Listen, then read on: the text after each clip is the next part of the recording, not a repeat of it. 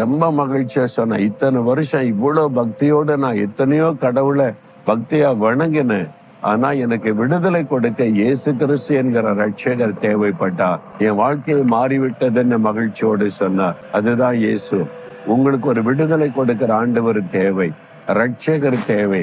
நீங்க பக்தியா இருக்கிறேன்னு சொல்லி திருப்தி அடையாதபடி விடுதலை பெற்று இருக்கிறீங்களா? விடுதலை வாழ்வு உங்களுக்கு இருக்குதா? யோசித்து பாருங்க. அந்த விடுதலை கொடுக்கத்தான் இயேசு இந்த உலகத்துல மனிதனாய் வந்தா. அதனால இயேசுவே எனக்கு ஒரு மீட்பு வேணும், விடுதலை வேணும், எனக்கு விடுதலை தாங்கன்னு கேளுங்க.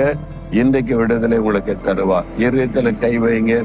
இயேசுவே எனக்கு ஒரு விடுதலை வேணும், இன்றைக்கு என் விடுதலை நாளா இருக்கணும்.